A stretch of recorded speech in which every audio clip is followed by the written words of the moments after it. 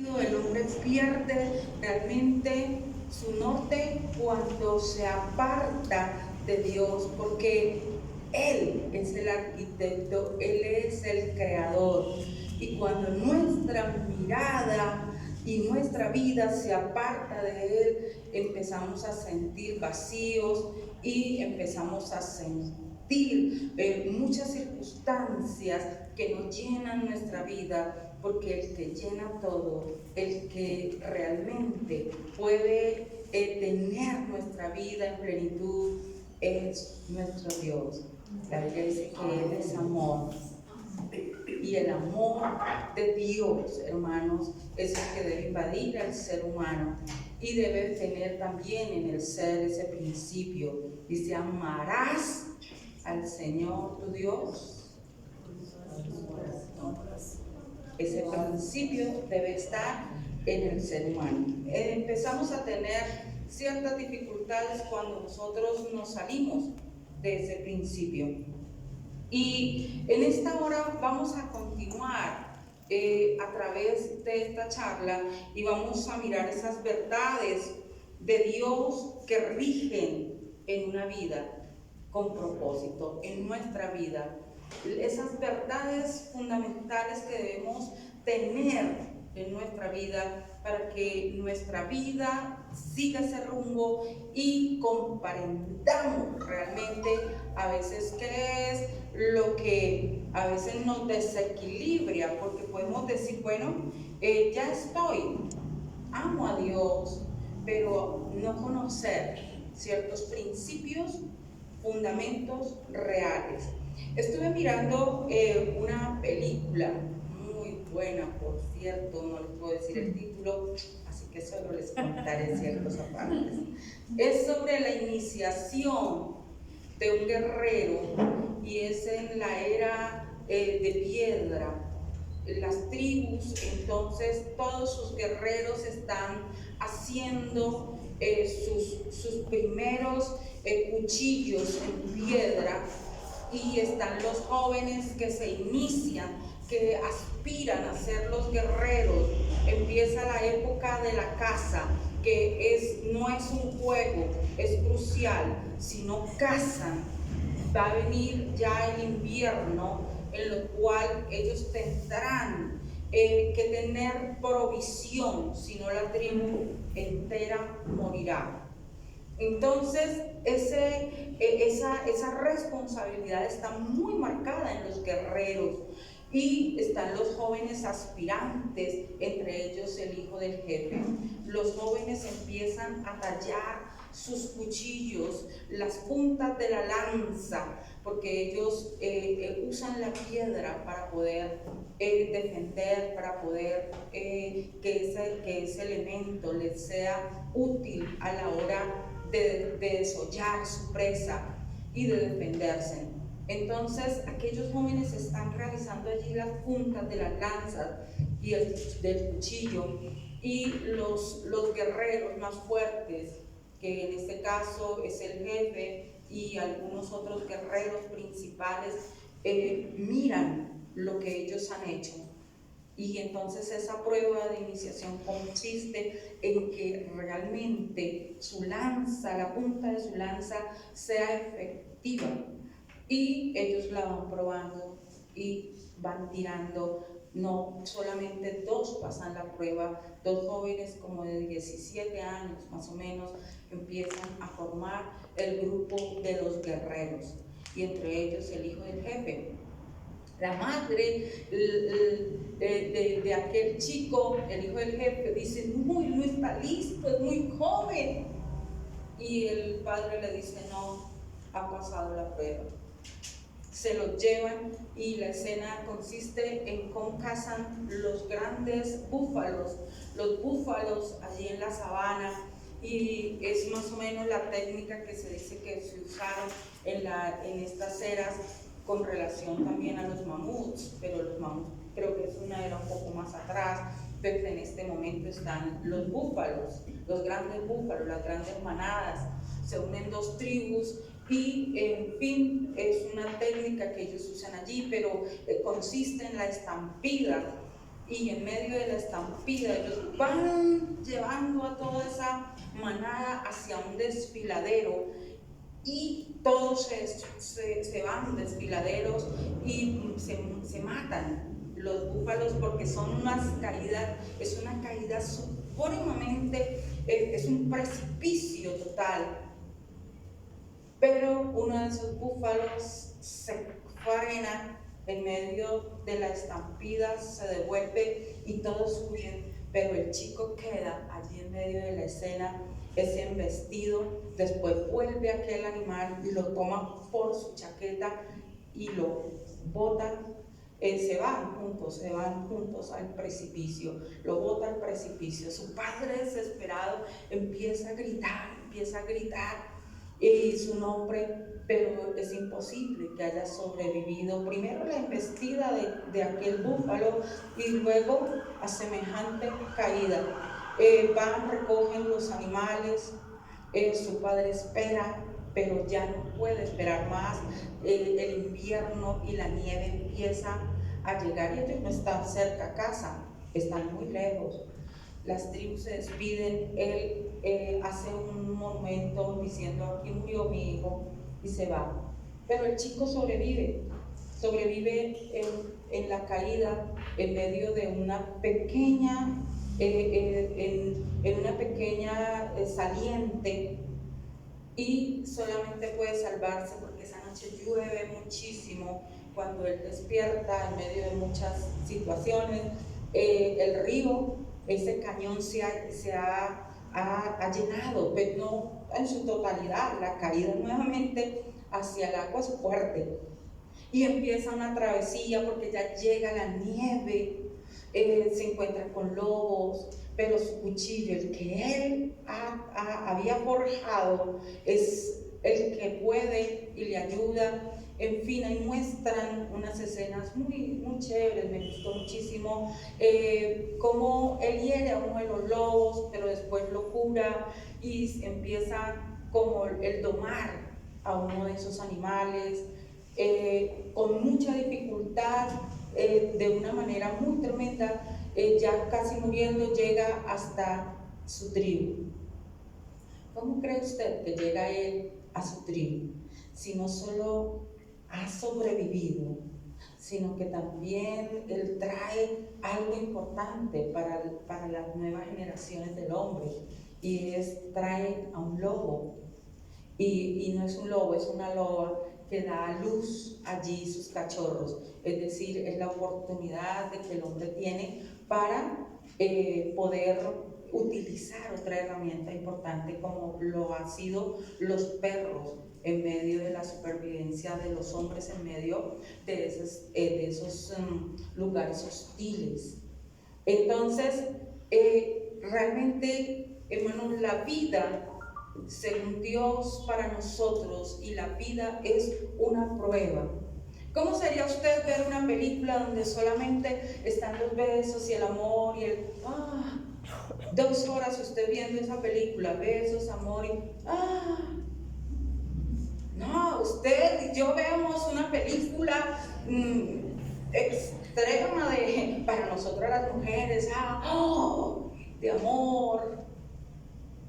¿Pero por qué? Porque tiene sus circunstancias. Cuando nosotras nos enganchamos con Crepúsculo fue porque había la pelea, estaba el lobo, estaba el otro, estaban los vampiros, y eso cada día que se querían, mejor dicho, algunos vampiros querían dañar a Bella, y entonces estaba el que la protegía. Tenía emoción, tenía cosas. La vida, hermanos, es una prueba.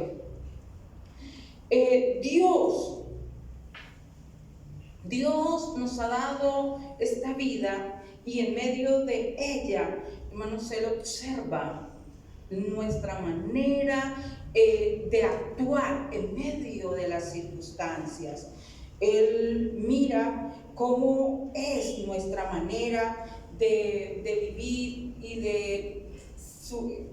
en que podemos nosotros actuar en medio de ciertas circunstancias, cómo amamos, cómo perdonamos.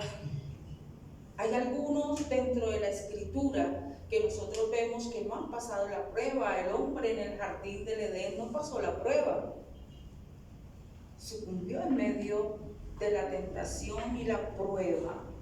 Igual nosotros vemos cómo David también en la Escritura nos muestra que no pasó la prueba. No pasó la prueba.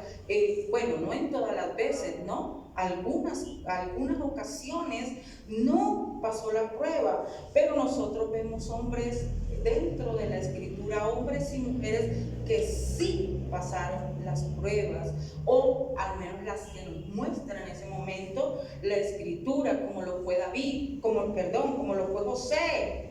La Biblia dice que él se sobrepuso y huyó ante la tentación de la esposa de Potifar. Pero también nos habla de una mujer como Ruth, que pudo haberse quedado en su tierra, que pudo haber dicho: ya mi esposo murió, yo ya no tengo nada que ver con esta señora. Orfa que se vaya sola, que mire a ver. Pero esa prueba de fidelidad, esa prueba la mantuvo allí firme y ella pudo tener realmente un galardón en medio de la prueba. Dios prueba el uso de nuestros recursos. Se dice que los recursos y la manera en que nosotros usamos nuestros recursos muestra lo que es realmente a veces nuestro carácter. Entonces, la vida, hermano, es una prueba, y en medio de ella siempre tendremos tentaciones y tendremos que pasar por momentos en los cuales las decisiones son cruciales. Santiago, capítulo 1.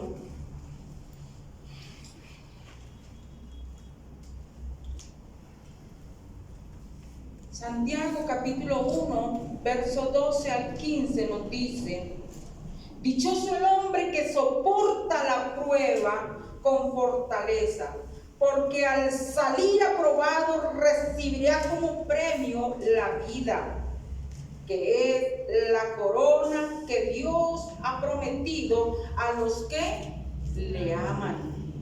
Cuando alguno se sienta tentado a hacer lo malo, no piense que es tentado por Dios, porque Dios ni siente la tentación Dios no siente la tentación de hacer lo malo, ni tienta a nadie para que lo haga. Al contrario, uno es tentado por sus propios malos deseos, que lo atraen y lo seducen. De estos malos deseos nace el pecado. Del pecado, cuando llega a su completo desarrollo, nace la muerte. Y dice allí en este verso 12, dice: dichoso el hombre que soporta la prueba con fortaleza, porque al salir aprobado recibirá como premio la vida, que es la corona que Dios ha prometido a los que le aman. Amén. La vida siempre, hermano, será una prueba en la cual tú y yo tendremos que poner realmente como recursos nuestros conocimientos. Tenemos que echar mano realmente de los principios de Dios, de la palabra. Por eso es tan importante conocer la Escritura, conocer el pensamiento de Dios, para que nuestra vida pueda pasar. Dice la tentación, si bien la tentación no viene de Dios, siempre estará en medio de la vida. ¿Y cómo pasamos la tentación? Pues con el recurso de la palabra, con la fortaleza del Espíritu Santo. Entonces, mis amados amigos y hermanos, nosotros tenemos que comprender esta gran verdad y fundamento. La vida es una prueba. Por eso nos damos cuenta que algunos como que en muchas ocasiones no pasamos, no podemos, no, ahí nos quedamos y como que el fracaso nos rodea. Vamos a mirar Romanos capítulo 5.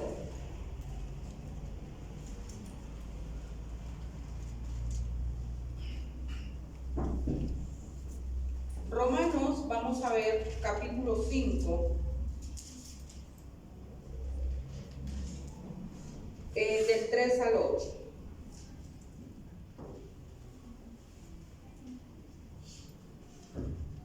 Nos dice la palabra.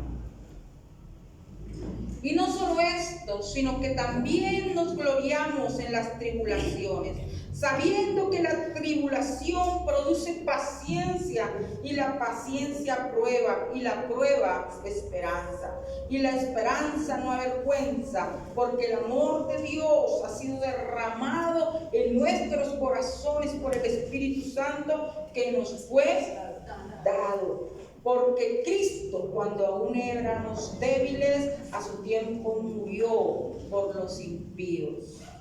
Mas Dios muestra su amor para con nosotros, en que siendo aún pecadores, Cristo murió por nosotros.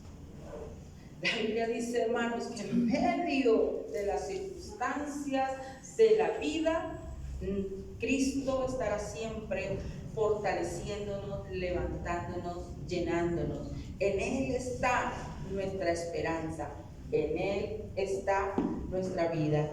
Pero en segundo lugar, hermanos, dentro de los fundamentos, si nosotros comprendemos eso, en primer lugar que la vida es una prueba, tú pensarás cómo actuar, tú pensarás bien los principios de Dios. A veces, hermanos, se nos ha colocado tal vez unos hijos difíciles, un esposo difícil, una esposa difícil. Y cada vez que nos enfrentamos a una circunstancia, Dios está mirando cuál va a ser nuestro accionar y cuál va a ser nuestra manera de actuar y de afrontar lo que la vida trae diariamente.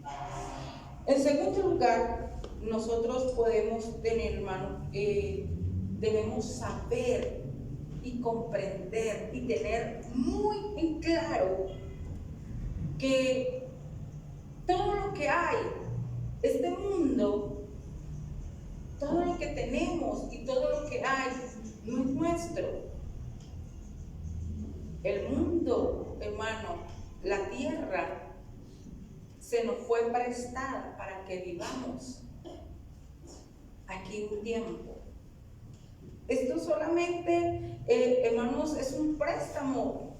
Nos prestaron un lugar para que nosotros lo disfrutáramos, pero un día el dueño tomará nuevamente ese lugar. Entonces todo tiene un dueño.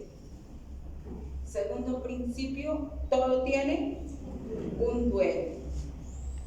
Vamos a mirar Lucas capítulo 16, verso 10.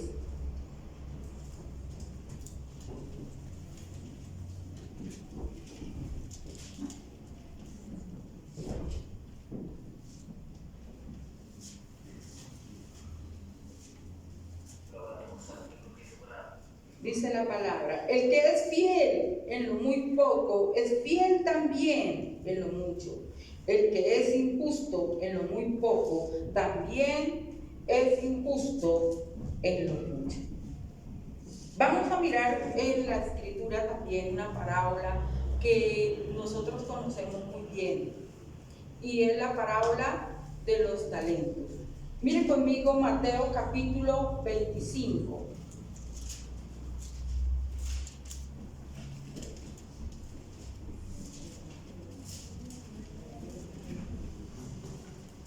Mateo capítulo 25, vamos a leer desde el verso 15 al 30. Amén. Dice la escritura: A uno dio 5 talentos, a otro 2, a otro 1, a cada uno conforme a su capacidad, y luego se fue lejos. Y el que había recibido 5 talentos fue y negoció con ellos y ganó otros 5 talentos. Asimismo, el que había recibido 2 ganó también otros 2. Pero el que había recibido 1 fue y cavó en la tierra y escondió el dinero de su señor.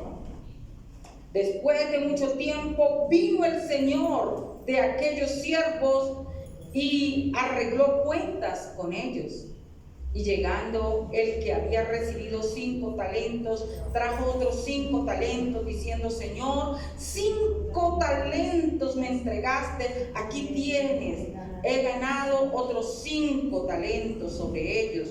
Y su señor le dijo: bien, buen siervo y fiel, sobre poco has sido fiel, sobre mucho te pondré, entra en el gozo de tu señor. Llegando también el que había recibido 2 talentos, dijo: Señor, 2 talentos me entregaste, aquí tienes, he ganado otros 2 talentos sobre ellos.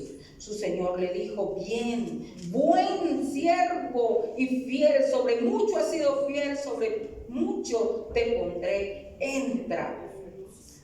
Es sobre poco, ¿no? Sobre poco has sido fiel, sobre mucho te pondré, entra en el gozo de tu Señor.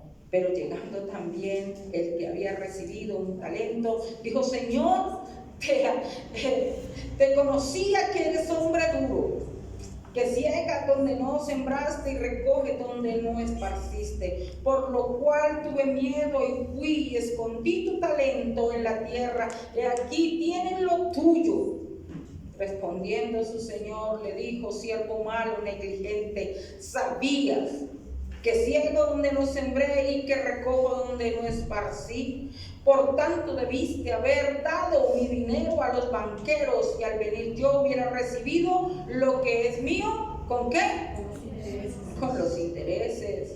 Quitadle pues el talento y dadle al que tiene 10 talentos, porque al que tiene le será dado y tendrá más, y al que no tiene, aún lo que tiene le será quitado. Y al siervo inútil echadle en las tinieblas de afuera, allí será el lloro y el crujir de dientes. Amén. Queridos, la tierra y el lugar que nosotros vivimos es un préstamo que se nos hizo, algo para que nosotros administráramos. La parábola de los talentos, estaba mirando un mensaje de Jorge Atienza, que lo había escuchado ya hace mucho tiempo, estaba recordando, porque me parece una riqueza tan profunda escuchar a este maestro de la palabra. Y él habla precisamente de esta parábola, y esta parábola no como aquella que el hacer del hombre en el aspecto de sus cualidades, de aquellas cosas que el hombre posee y que puede poner al servicio de Dios, como son sus talentos para nosotros. El talento que se habla aquí no es, hermano, lo que tú tienes y la capacidad que tú tienes para poder desarrollar ciertas circunstancias. No, el talento que aquí se está hablando es dinero. Es dinero, es grandes cantidades de dinero. Cuando se habla de un solo talento, según Jorge Atienza en su investigación dice que un solo talento alcanza para toda una vida, para el sostenimiento de toda una vida. Porque sea en plata que se está hablando, o sea en oro, que eran las dos monedas principales, se está hablando de medida, de esa medida, 70 kilos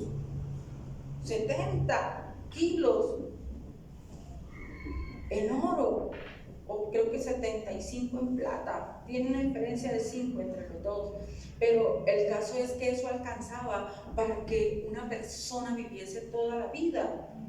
Y está hablando de que Dios lo pone en la parábola, le da a cada uno según su capacidad. O sea, Él sabe que puede desarrollar, que puede tener. Y es la manera en que cada uno de nosotros, queridos, tomamos los recursos que Él nos ha dado. La vida entera. Aquí no se está hablando de si sabes coser o si sabes cantar. Aquí se está hablando del recurso total de la vida. Dios ha colocado en el hombre y le ha dado al hombre la capacidad de manejar su familia, los recursos, su propia vida.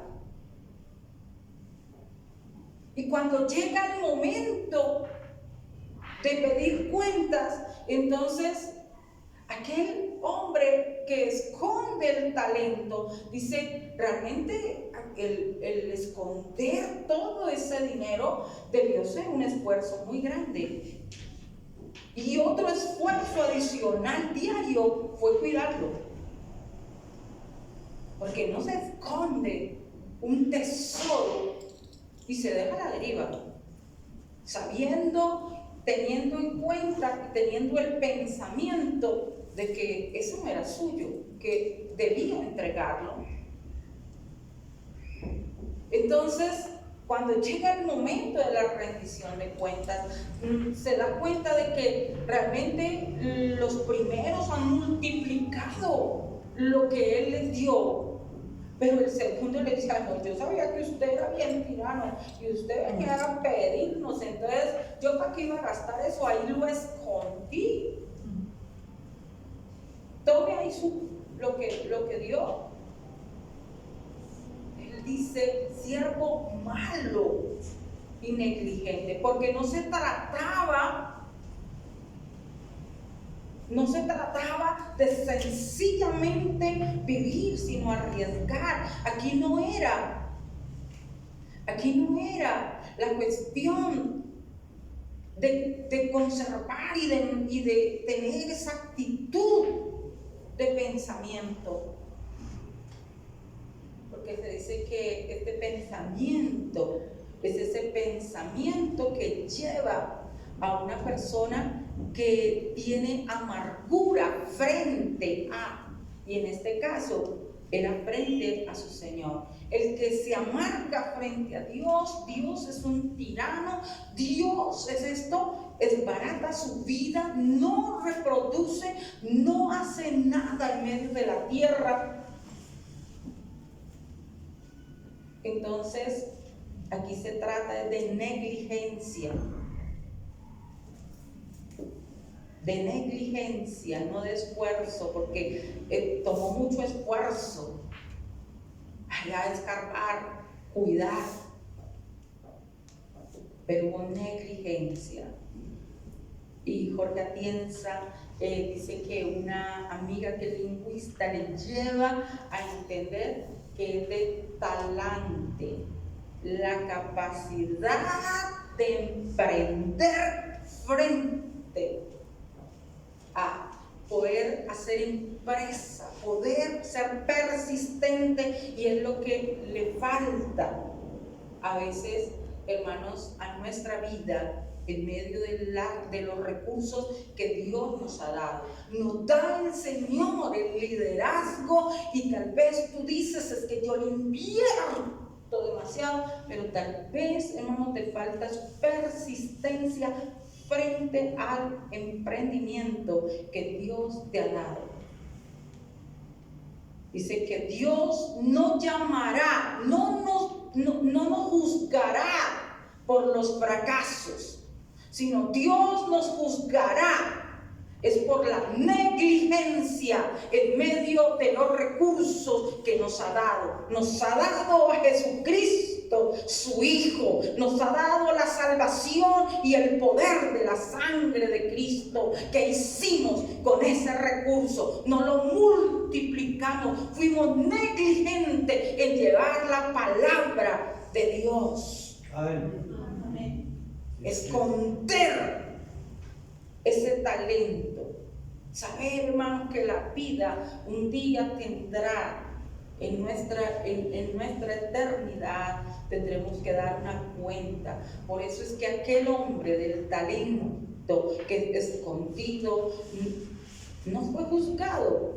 Aquí está mi vida, pues aquí me la dio, mire, ahí la tengo. No, fue su negligencia frente a ella. Fue la negligencia, no los fracasos que hayamos tenido, los intentos. No, él cuenta una historia que siempre me gustó desde que la escuché. Él dijo que en su universidad, cuando estaba en la universidad, se hacían retos de poder ellos alcanzar ciertas metas de predicación, y se reunían para evaluar los logros, no solo académicos, sino era en el evangelismo en medio de la universidad. Y que una chica lloró muchísimo y estaba muy afligida porque dijo: realmente no tengo nada que mostrar. He predicado, me he esforzado, he hablado, he dicho, he mostrado a Jesús, pero he fracasado porque no he traído ni una sola alma a los pies de Jesús. Y él dice: esas es las cosas que Dios ama de sus hijos: el esfuerzo, la perseverancia, la persistencia. No es los resultados, porque fíjese que al que tuvo 5, dio 5, y él dijo: en lo poco, el que le dio 10,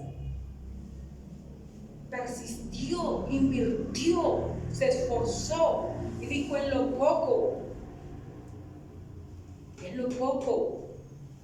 porque es que el que nos ha dado la vida, hermano, es el rey, es el dueño de las riquezas. Amén.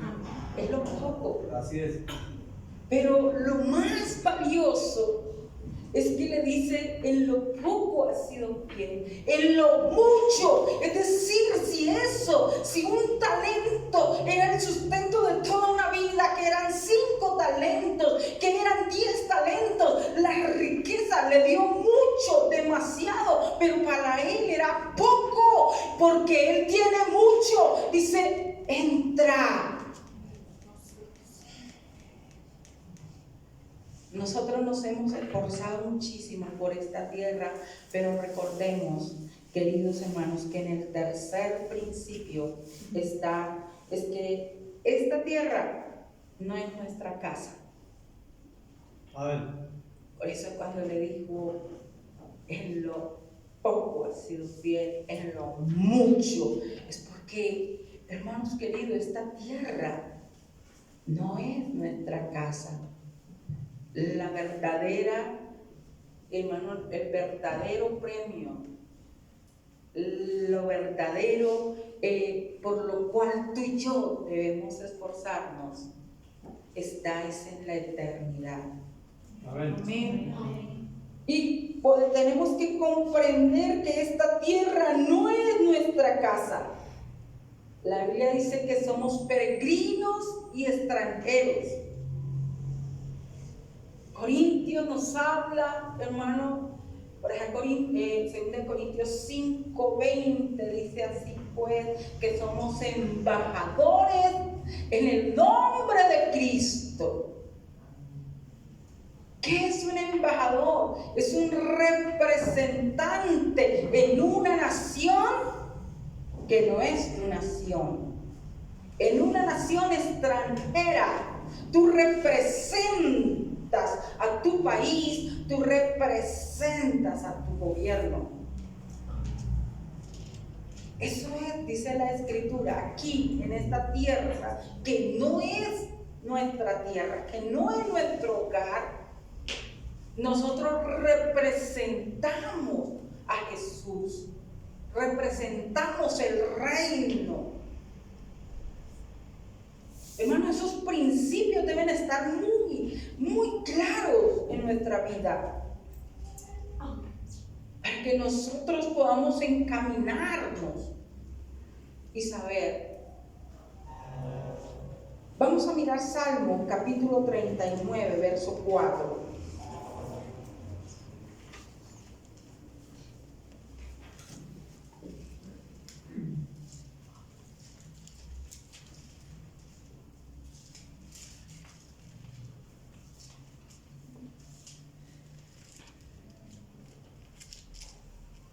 Salmos capítulo 39, vamos a mirar el verso 4. Aquí está David diciendo estas palabras: hazme saber, Jehová, mi fin, cuánta sea la medida de mis días, sepa yo cuán frágil soy.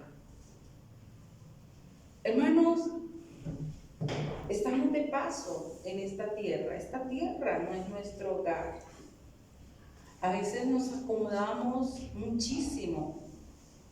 Alguien dijo: si has puesto la vida como tu objetivo total, más vale que la vivas muy bien, porque solo tendremos, queridos, por máximo 80, 100 años sobre esta tierra, pero acuérdate que habrá una eternidad.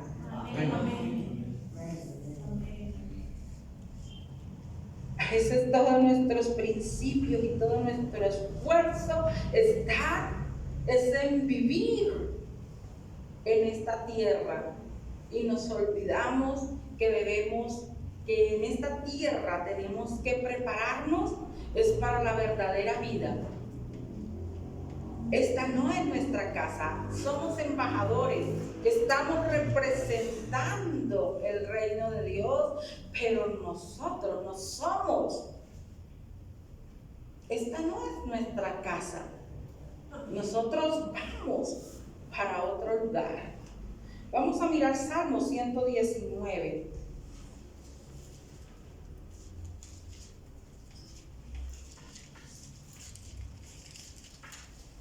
Vamos a ver el verso 19.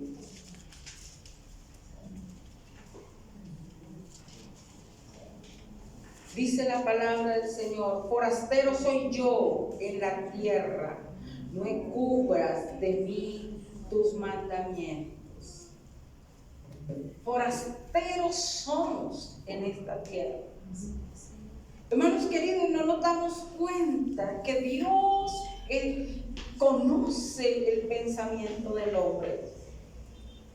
Y cuando el Señor da nuestra vida como fundamento de ella, como realmente, hermanos, el pilar vital, las pruebas, Él lo que está haciendo es que está afinando nuestro carácter y nuestra vida.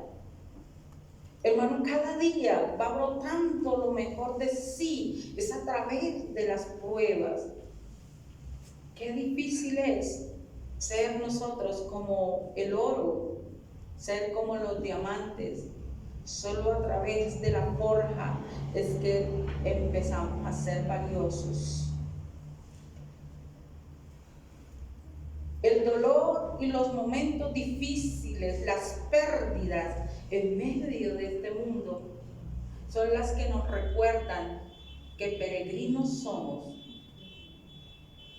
Porque a veces nos acomodamos demasiado en lo que no tiene el fundamento y olvidamos que realmente, hermanos, tenemos una patria, que tenemos un lugar. El Señor Jesucristo dijo que Él iba pues a preparar lugar.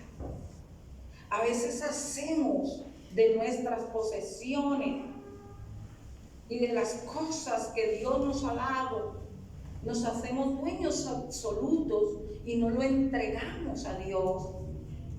Y por eso vivimos vidas algo frustradas, porque nuestros hijos se salen del pensamiento de Dios y empiezan a sufrir y empiezan a fracasar. Porque hemos tomado a nuestros hijos y los hemos enseñado conforme nosotros y no conforme Dios.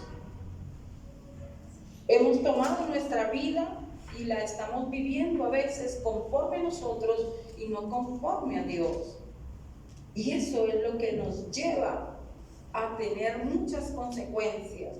Entender que Dios es el dueño es poder tener, hermano, la tranquilidad de que Él cuidará de nosotros, de que Él cuidará, que Él nos dará todas las cosas. Pero saber que esta tierra es temporal nos dará esperanza y nos dará cada día el aliento para poder seguir adelante. Se dice de un hombre de Dios que había servido toda su vida, un misionero lejos de su casa, en una región muy hostil. Y habían pasado muchos años y ya este hombre había envejecido. Entonces de Dios recibió el que ya era tiempo de que él volviera a su país. Y dice que él se embarcó, pero allí en ese barco venían algunas personalidades, entre ellas el presidente de su nación. Cuando llegaron al puerto había gran fiesta, mucha algarabía, había un festín. Pero ese festín era ¿para quién? Para el presidente. Llegaba el presidente y fue el primero que bajó del barco. Todo el festín, toda aquella gran emoción era para el presidente. Él pensó dentro de sí, tantos años he servido a Dios y esto me parece como injusto. Toda la algarabía para un hombre,